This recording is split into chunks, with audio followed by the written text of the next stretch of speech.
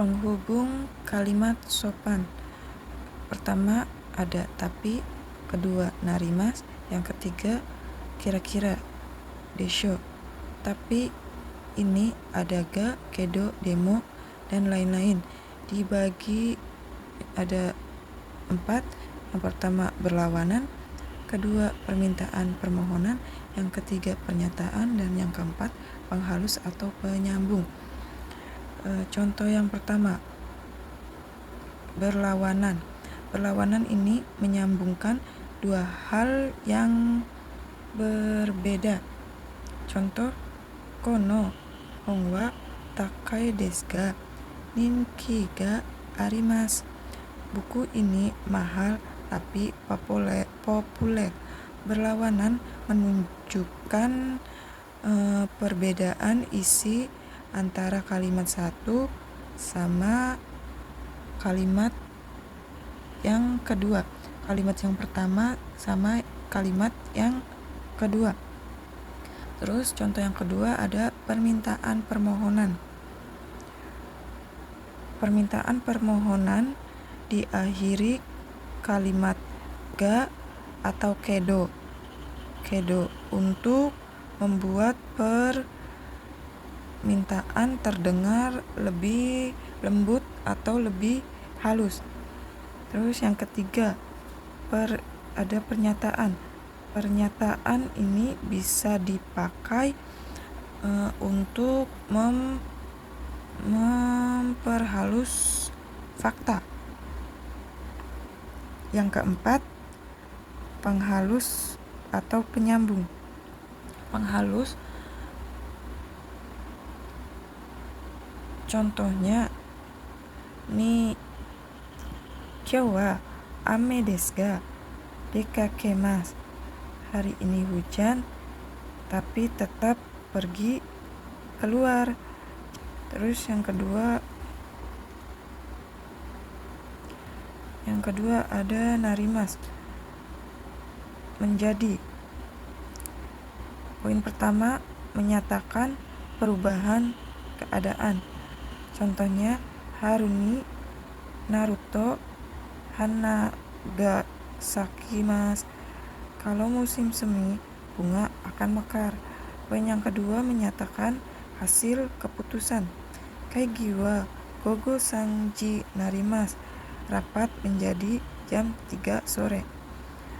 Kata narimas bisa berarti berubah atau menjadi. Narimas digunakan untuk menyampaikan hasil atau keputusan dengan lebih halus, khususnya dalam konteks formal. Yang ketiga, desho, kira-kira, menyatakan dugaan atau perkiraan. Contohnya ashita wa ame ga furu desho. Besok sepertinya akan hujan. Terus meminta persetujuan atau konfirmasi. Contoh, kore wa anata no hon desho. Ini bukumu ya kan? Jadi ga, kedo, dan demo ini untuk pertentangan atau permintaan halus, pernyataan, dan penghalus atau penyambung. Sedangkan narimas menjadi perubahan hasil atau keputusan ungkapan sopan. Desho ini ada kira-kira, sepertinya, atau ya kan, dugaan, konfirmasi, pertanyaan sopan. Selanjutnya ada simbol terjemahan awal. Yang pertama ada wa, mo, ga. Simbol sering dipakai untuk mempersingkat penjelasan partikel. Terus kedua ada dari, sampai, kemudian, dan dengan menggunakan, karena, kalau, ketika, tanpa, sebelum, setelah. Yang kedua ini partikel keterangan waktu dan tempat. Yang ketiga ada takaran atau pelengkap, digunakan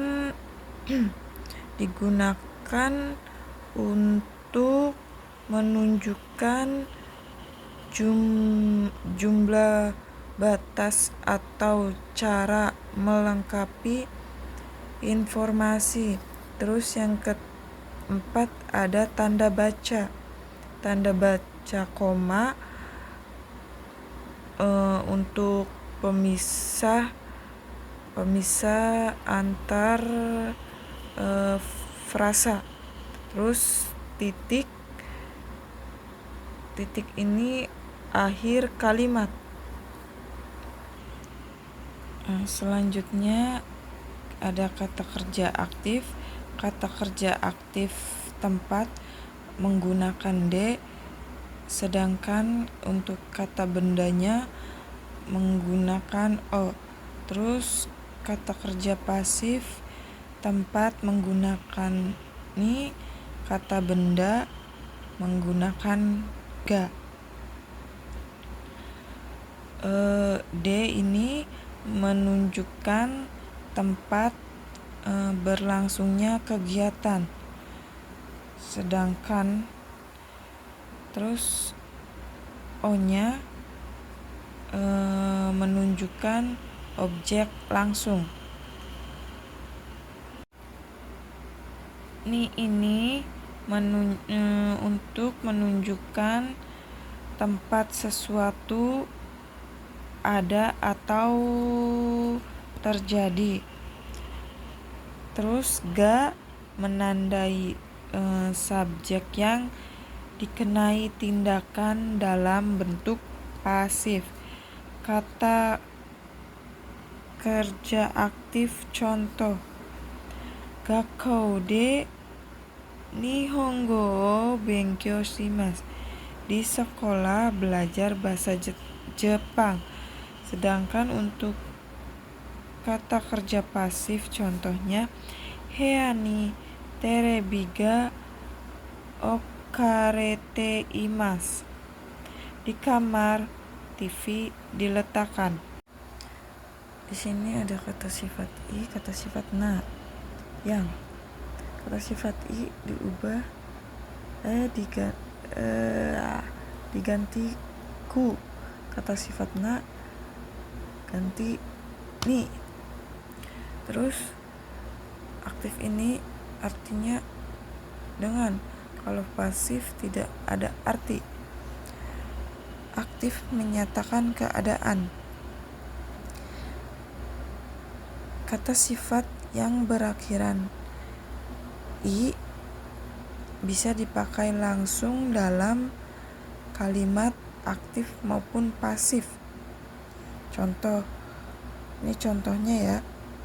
Terus kata sifat pasif dalam bentuk dinyatakan atau terlihat.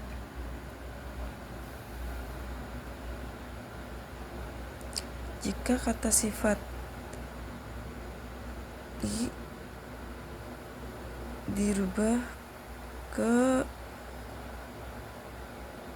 ku untuk menjelaskan kata kerja.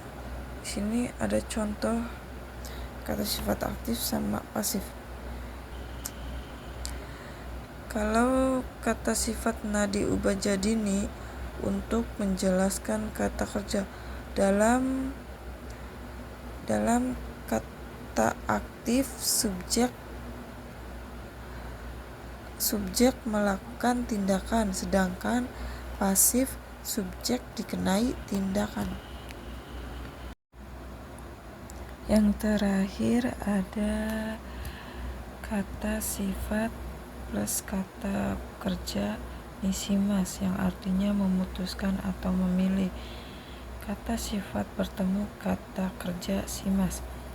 Kata sifat i diubah akhiran i ke ku, lalu ditambah simas.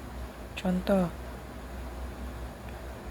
oto o ci isaku simas, mengecilkan suara.